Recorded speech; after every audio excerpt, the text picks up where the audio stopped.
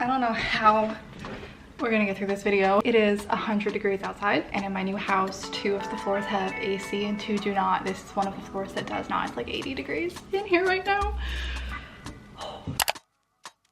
Welcome back to my channel. If you're new here, hi, my name is Katie Wismer. I'm an author. I write fantasy and romance. I have 12 books out currently. And today we're doing a wrap up on how my BookBub featured deal went that I ran last month in July of 2025. I have a lot to get into. I've got numbers, stats, graphs. You know me if you know my channel. I love a good pie chart. I say that, no pie charts this time, but we do have other graphs. I have a lot to get through, so I will leave timestamps down below. I'm gonna try and get organized, so feel free to jump around. It's August 12th, the day that I'm filming this. My BookBub ran on July 22nd, so I have a little bit of time after the deal went to kind of see how things are doing now. BookBubs in general are something that you kind of wanna keep an eye on for a while, so I can only give you so much right now. If you want another check-in down the line, feel free to let me know. But before we jump into the video, thank you so much to the sponsor today, FlexiSpot. This was, I can't even tell you, the timing of this was so perfect. Obviously, I just moved into this new house and I have an office again for the first time in nearly 4 years. I was coming from a 1-bedroom apartment before this, and that means I have been slowly trying to furnish this place. And I have been talking about, since before I even moved in here, wanting to get a standing desk in here. The coincidence of FlexiSpot then reaching out to sponsor a video about their standing desk, I was like, listen, you don't even know how good your timing is. So I am coming to you today from my brand new standing desk. And as you can see from the level we're currently at, it is adjustable, so I can also make it a sitting desk if I'd like. So this is their E6 standing desk, and I ended up getting the 55 by 28 size if you're curious, and then the black frame and the black top. It's really great. You can customize exactly how large you want it, and then also the colors. And my vision for this office is I want it to be very dark gothic feeling, so obviously we went with the black. I couldn't decide on what size I wanted, and I am so happy with the one that I got. My plan is to get a desktop in here, and this I feel like is the perfect amount of space to be able to fit a desktop, computer, my laptop, and then also like my notebooks while I'm writing, and I've got stuff all over the place. My cats also like to jump up here and sit with me, so there's enough room for a cat as well. I've had a standing desk previously, we're talking like 10 or 15 years ago, but I never adjusted the height because you had to like manually go in and like change the sides and like move it yourself.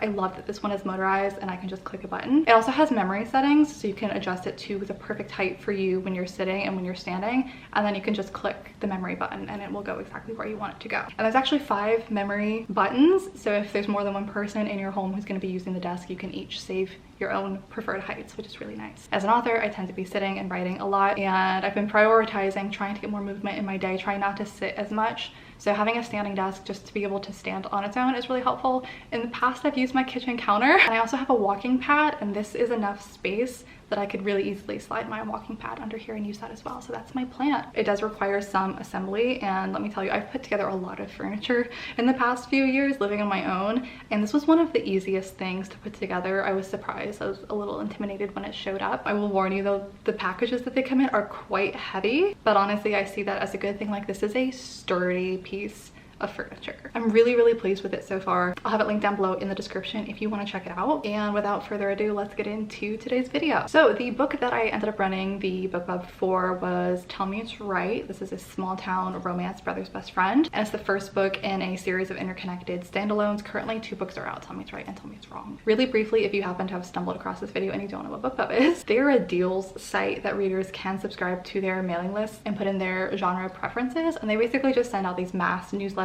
to let people know about free book sales, 99-cent deals, $1.99, $2.99, $3.99, just bargain books basically. And it's used by indie authors as well as traditional publishers. And it's been around for a good long while. It's kind of known in the book community as like the golden goose of book promotion sites, because unlike the others where you can just apply and pay for a spot, you have to apply, but they are very picky about who they approve. So getting a spot is hard when it comes to their featured deals. They have a couple of different parts of their website. Featured deals, they have ads, they have like new releases for less and stuff. I am talking about featured deals, which is kind of considered the thing to use with them. In addition to being extremely selective, they are also extremely expensive depending on what genre you are and if they approve you for only their international list or also their US list. We'll get into all of that in a second. So my previous experiences with BookBub is what I want to talk about first, because I've been publishing since 2018 and I have been approved for a few of their deals before. This is my 4th featured deal with them, but this is the first time I've been approved for one in the US. My other 3, I've been approved for their international list, so it went out to like Canada, UK, and Australia, I think. This is the first time I got all 3 of those as well as the US, and the US is the big one basically. So I was pretty thrilled when I got accepted. I've been trying for 5 years, and this is the first time I got a US one. The thing about BookBub is their readers are wide readers. They have people who prefer Kobo, Nook, Google, all of the other places. And as a Kindle Unlimited author, my ebooks are only available on Amazon. So that makes me a lot less attractive to put into their list as someone who has their book elsewhere, because they have readers that are looking elsewhere. I apply every once in a while. I've had 4 in the past 5 years. I've applied probably like 50 times. I am very rarely accepted, and I've always assumed being in Kindle Unlimited plays a really big part in that. I have submitted many of my other books before. I had never submitted Tell Me It's Right. So Tell Me It's Right got accepted on its first submission. So I was like shocked when it came back as approved. In comparison, my most popular book, The Marionettes, it has been accepted once for the international thing, but not the US.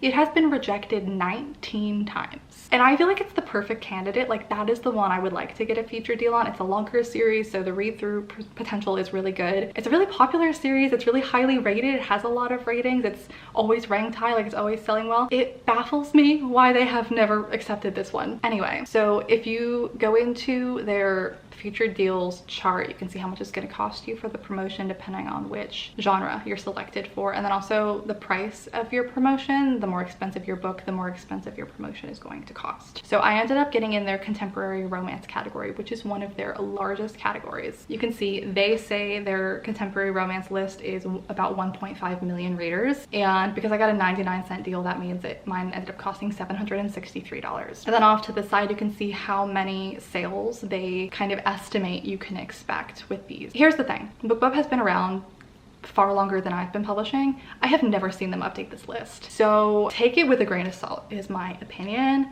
I think this worked better 10 years ago anyways, so I would lean on the conservative side of the numbers, as well as if you're going in like me and you're a KU author, assume a lot of those estimated sales are readers who purchase from other places, so you're kind of gonna have to rule those out as well. So even though their list is 1.5 million, how many of them are actually active after, 10 or more years of being on the list? I don't know. The point of doing the BookBubs, and you might be wondering, like, how on earth are you gonna make back $800 at a 99-cent book where you're making maybe 30 cents per sale? The purpose is basically you're giving away a first book in a series as a lost lead, either free, 99 cents, or whatever deal price you're offering. And then you're hoping to see a return on that investment with the read through. So it's not the book itself selling it's gonna get you your money back. It's people who read that first book, like it, then go on to read the next book in the series. So for my Sweet Spire series, I was a little bit nervous about going into this because there were only 2 books. I was like, how successful is this going to be? I do have other romance standalones that they could go to,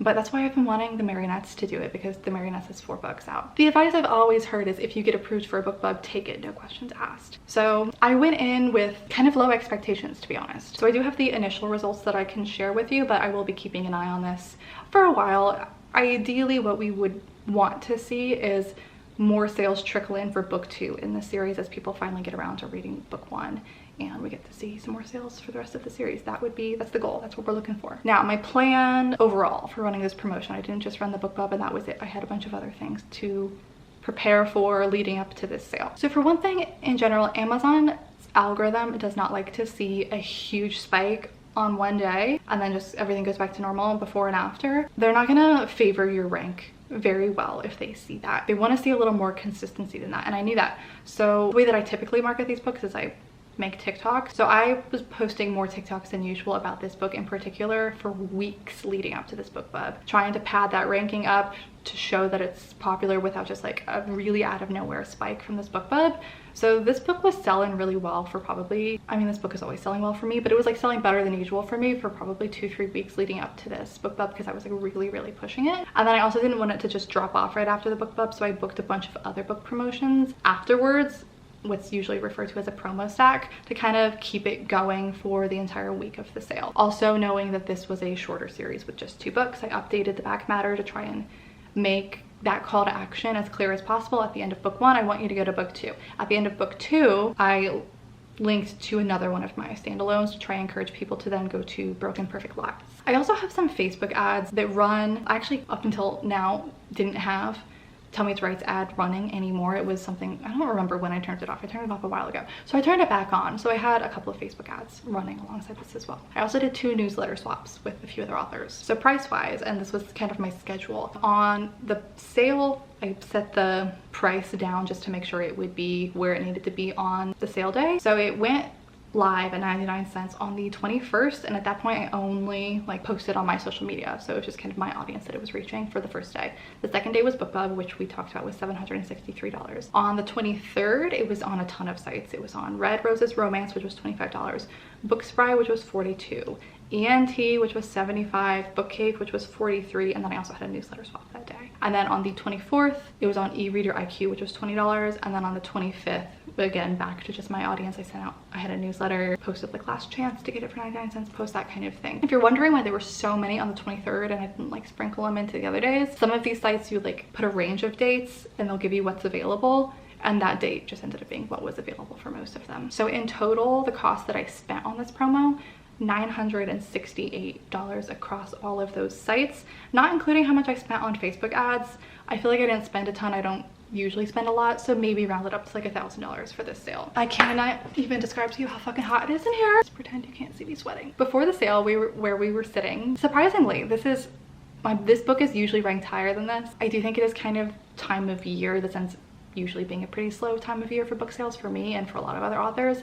So before the sale, it was sitting at around an 11K ranking. And a tool that I like to use is Publisher Rocket. And you can go in and look at the categories you're in, and it will tell you how many sales you need to get to number 10 in each category, to get to number 1 in each category. I can't remember exactly what it was telling me I needed, but they were all doable numbers. So I was absolutely anticipating hitting number 1 in all of my categories, and I was anticipating getting into the top 100 in the Kindle store based on what Publisher Rocket was telling me, but also just based on past experience. I've had one book get into the top 100 in the Kindle store before. That was the Anti-Relationship year, and I've had plenty of books get into the top like 1,000 several times when they're selling well. So just based on my past experience of like knowing how many sales typically gets me up there, looking at how many sales BookBub was estimating, looking at where the current ranking was, that's what I was expecting, and that's what all of the data was telling me. The actual ranking that the book got to, I don't know exactly what it was. It was somewhere around 600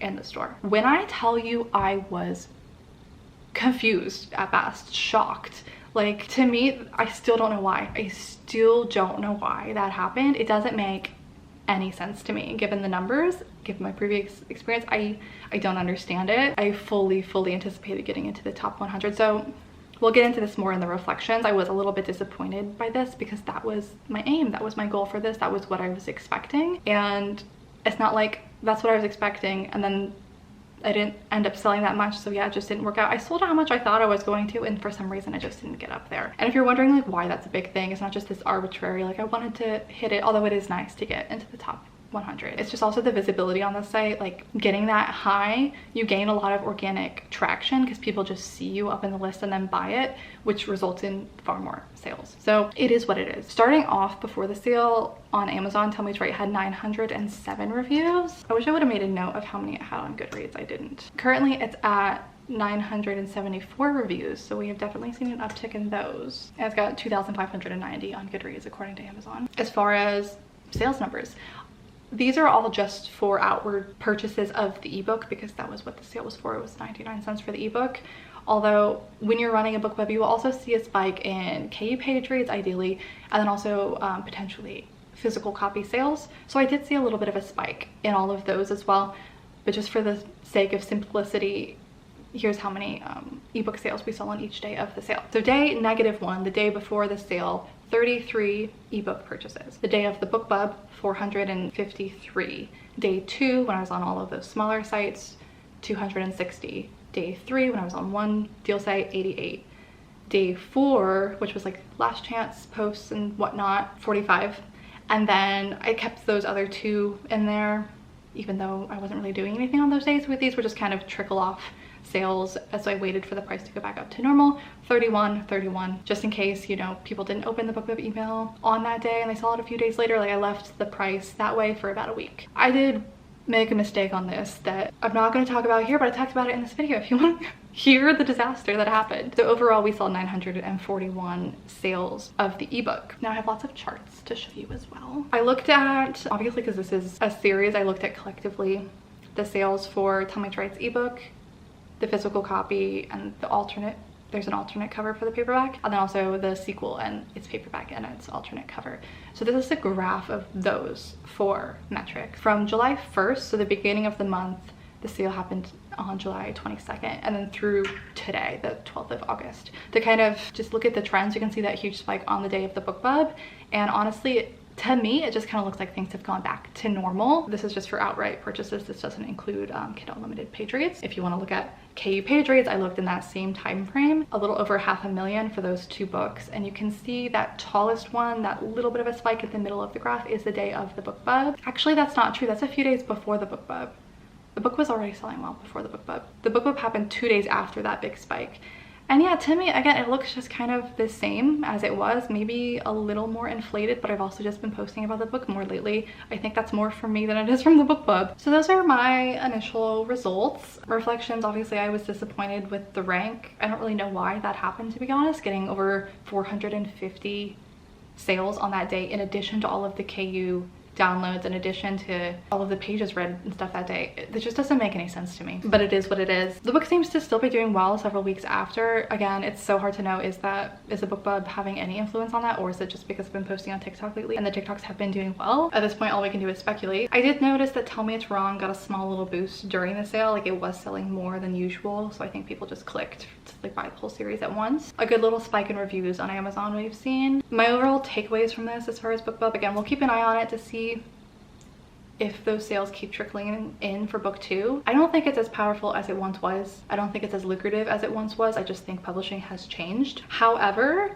the type of people who are signed up to BookBub, I think, has very little crossover to the people I'm currently selling to, mainly on TikTok. So I feel like I have reached an entirely different audience this go around. That's like 1,000 new readers that I've brought in over this sale, which is not nothing. So I'm happy to have reached people that I might not have been able to reach any other way. Also, my plan with my career moving forward is eventually to have some books that are wide instead of just being in KU. So I would be super curious to be able to do this again and compare a wide book to a KU book. Like, I am so curious to see how different that could be, because so many of BookBub subscribers don't read on Amazon. Not even like that's not preferred, they will not purchase from Amazon because they don't want to support Amazon, which, like, I get it. So I'm just very curious if you would still see that higher end of their estimated book sales number if you were wide. All in all, no regrets about doing this. I'm really grateful to have actually been selected finally. After 5 years, have been able to try this. You guys know me, I love to experiment and just kind of try new things. I'm made about the same amount that I do every month this month. So like, this to me, if you put it next to all of my other months, I don't really notice a difference from this, to be honest. But I'm used to having a ton of readers through KU every month. This month I just had a ton of people outwardly buying the ebook.